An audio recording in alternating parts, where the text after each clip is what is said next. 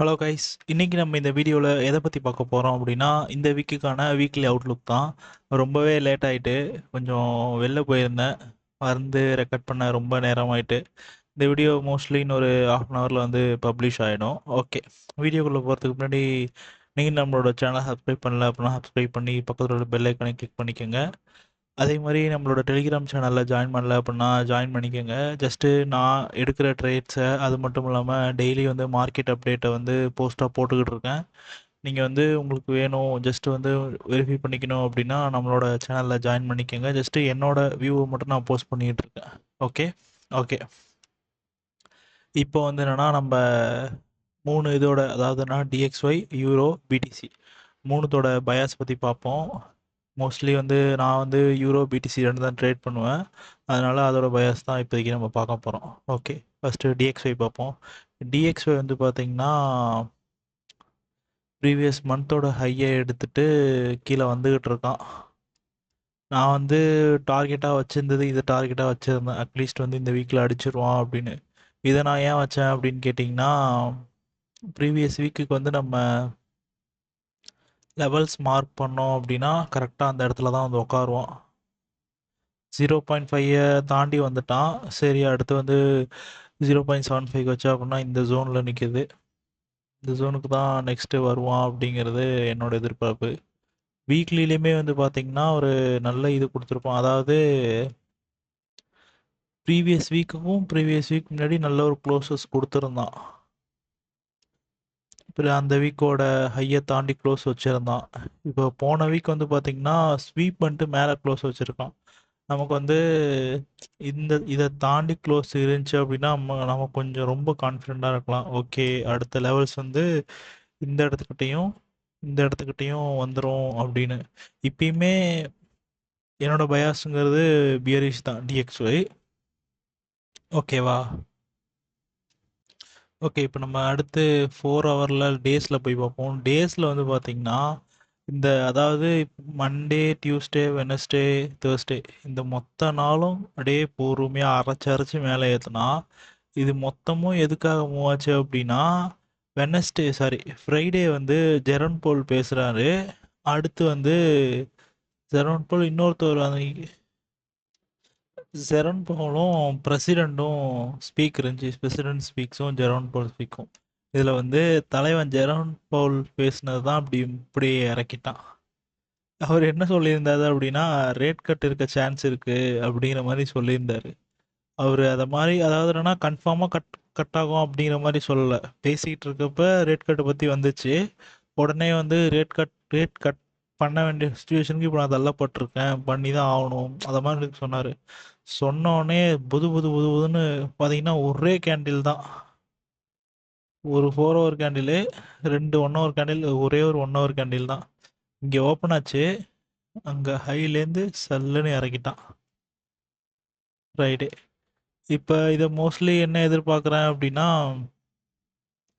இது முடியும் வர சான்ஸ் இருக்குது ஓபியாக எடுத்து போகிறதுக்கு. நான் அதை 50% எதிர்பார்க்குறேன், இது முடியும் வரும் அப்படிங்கிற மாதிரி. இந்த ஜோனுக்கு நம்ம 50% மார்க் பண்ணால் அதுக்கு மேலே நிற்கும்னு நினைக்கிறேன். கரெக்டாக அதுக்கு மேலே நிற்கிது. ஸோ தேர்ஸ்டே கேண்டிலோட ஓபியாக எடுத்து இப்படி வந்து இந்த இடத்துக்கிட்ட இப்படி மிட்டிகேஷன் பண்ணி இப்படி பொறுமையாக இப்படி வந்து மிட்டிகேஷன் பண்ணி இப்படி இறக்கும் அப்படிங்கிறது என்னோட பாயிண்ட் ஆஃப் வியூ. அந்த 4 ஹவரில் பார்த்தீங்கன்னா ஒரு ஸ்விங் பாயிண்ட் அது மாதிரி இது இருக்குது, ஸ்விங் பாயிண்ட் இருக்குது. ஓகேவா? இதை நம்ம அப்படியே பிரேக்கராகவும் எடுத்துக்கலாம், இல்லை அப்படின்னா இதை அப்படியே நம்ம ஆர்டர் பிளாக்காகவும் எடுத்துக்கலாம். நான் மோஸ்ட்லி வந்து என்னென்னா ஃபஸ்ட்டு ப்ரிஃபரன்ஸ் நான் ஆர்டர் பிளாக் கொடுப்பேன், அடுத்து தான் பிரேக்கர் நான் பார்ப்பேன். நான் முழுக்க சொல்கிறது எல்லாமே ஒரு என்னோட பாயிண்ட் ஆஃப் வியூ தான். ஓகேவா? இது வந்து முழுக்க கரெக்டாக தான் ஆகும் அப்படிங்கிற எந்த ஒரு இதுவுமே இல்லை. மோஸ்ட்லி தப்பாகவும் ஆகும், வாய்ப்பெல்லாம் இல்லை, தப்பாகவும் ஆகும். ஓகே ஓகே, இந்த லிக்விடிட்டியை எடுத்துட்டான். இன்னொரு விஷயம், ஸோ அடிக்கடி சொல்லுவோம், நான் வந்து நிறைய மென்டர்ஸோட வீடியோஸ் பார்ப்பேன். அவங்க வந்து இப்போ இப்போ எடுத்திருக்க ஸ்விங் லோ வந்து வீக்கோடது ப்ரீவியஸ் வீக். ஆனால் டேல வந்து பார்த்தீங்கன்னா ஒரு ஸ்விங்கோட லோ. ஸோ ஒரு ஸ்விங்கோட லோவை எடுத்திருக்கு அப்படின்னா எந்த டைம் ஃப்ரேமில் எடுத்திருக்கோ அதுக்கு முன்னாடி உள்ளது, அதுக்கு சாரி பின்னாடி உள்ளது. இப்போ டெய்லியில் எடுத்திருக்கா 4 ஹவர் பார்க்கலாம். 4 ஹவரில் உள்ள ஒரு பிடிஆர்ஏ இதில் மிட்டிகேஷன் அடுத்து அதை தான் நம்ம வந்து டார்கெட்டாக செட் பண்ணணும் அப்படிங்கிற மாதிரி சொல்லியிருப்பாங்க. அப்படி பார்க்குறப்ப இந்த இடத்துக்கிட்ட இவ்வளோ பெரிய இது இருக்குது, அது ஃபுல்லாகவே இதுதான். ஓகேவா, நியூஸ்னால மூவ் ஆன கேண்டில் தான். இப்போதைக்கு நான் எதிர்பார்க்கறது இப்படி தான். இந்த இடத்துக்கிட்டேருந்து நான் முன்னாடி வரைஞ்சேனே இப்படி போயிட்டு ஃபோரெக்ஸ் ஃபேக்ட்ரி பார்ப்போம், நியூஸ் பார்ப்போம் என்னைக்கு இதாகவா சான்ஸ் இருக்குது அப்படின்னு. ஃபோரெக்ஸ் ஃபேக்ட்ரி படி பார்த்தா நியூஸ் அன்எம்ப்ளாய்மெண்ட் இருக்குது. மற்றபடி இந்த இடத்துக்கிட்ட இந்த அளவுக்கு அந்த இடத்துக்கிட்ட நியூஸ் எதுவும் இல்லை. பிபிஐ கோர் இருக்குது. ஓகே, மண்டே டியூஸ்டே எதுவும் அந்தளவுக்கு நியூஸ் எதுவும் இல்லை.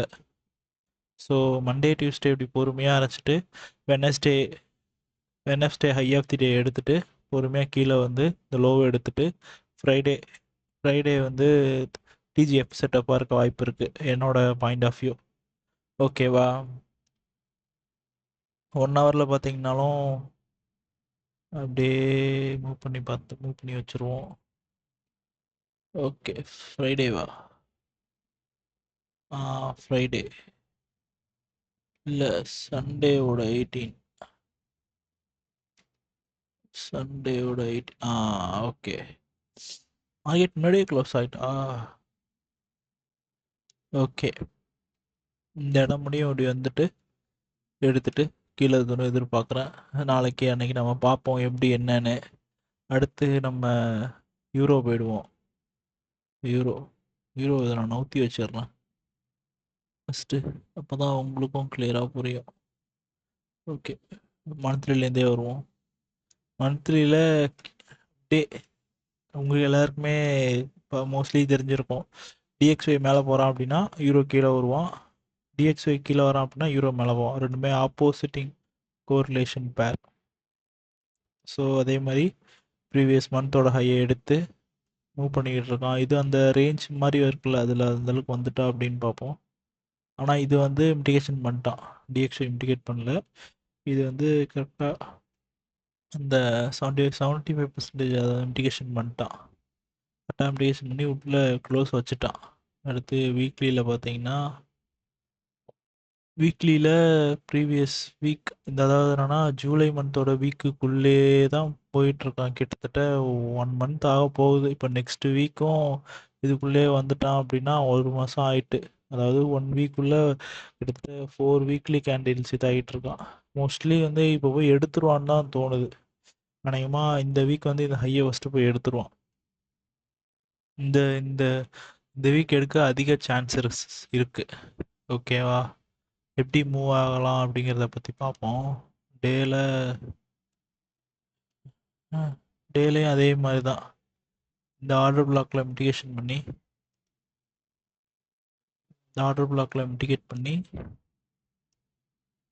வரும், வர வாய்ப்பு இருக்குது. மற்றபடி எங்கேயும் சப்போர்ட் பண்ணுற மாதிரி இந்த இடத்துக்கிட்ட பிஜிஸ் இருக்குது. சப்போர்ட் செகண்ட் டைம் எஃப்இஜியை மிட்டிகேஷன் பண்ண அந்த லோவை தாண்டி க்ளோசஸ் இருக்குது. ஓகே, 4 ஹவரில் பார்த்தா 4 ஹவரில் இந்த இடத்துக்கிட்ட இது நம்ம ஃபுல்லாகவே ஆர்டர் பிளாக்காக மார்க் பண்ணலாம்.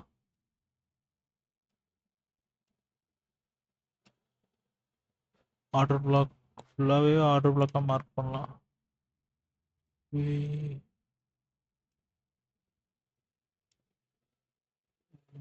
டெலிட் பண்ணிடுவோம்.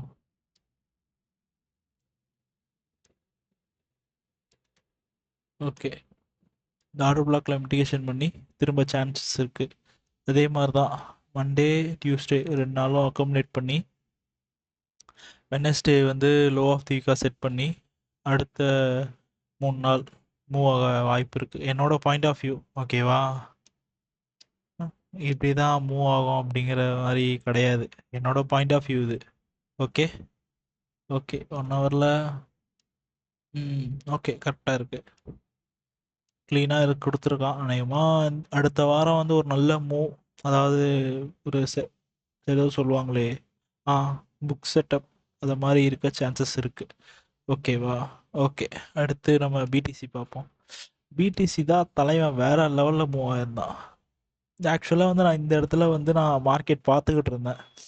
நான் மறந்துட்டேன் அவரு பேசுறத. நான் வந்து இந்த இடத்துக்கிட்ட வந்து அவேக்ஸ்ல வந்து என்ட்ரி போட்டிருந்தேன். என்ட்ரி விட்டு டார்கெட்ட போய் அடிச்சிட்டான். ஆனா, அதுக்கப்புறம் தான் டார்கெட்ட போய் அடிச்சு, என்னடா மேல போறான், இத எடுத்துட்டு ஸ்வீப் பண்ணிட்டு க்ளோஸ்லாம் வைக்கல. என்ன அப்படியே போயிட்டு இருக்கான் அப்படின்னு அப்புறம் தான் செக் பண்ணா, ஜெரன் பால் இந்த மாரி பேசியிருந்தாரு. அல்ல விட்டுட்டு இவ்ளோ பெரிய மூவ் அதில பார்த்தோனே அடுத்தடுத்து பிடிசிலாம் மாத்தி பார்த்தேன். டேய்! போயிட்டு இருக்கான் அவன் பாட்ட. இப்போதைக்கு வந்து ப்ரீவியஸ் மந்தோட ஹைய எடுத்து க்ளோஸ் வச்சுட்டான். வீக்லில வந்து பார்த்தா, ஒரு ரேஞ்சோட லோவ எடுத்திருக்கான். ரேஞ்சோட லோவ எடுத்து வச்சிருக்கான்.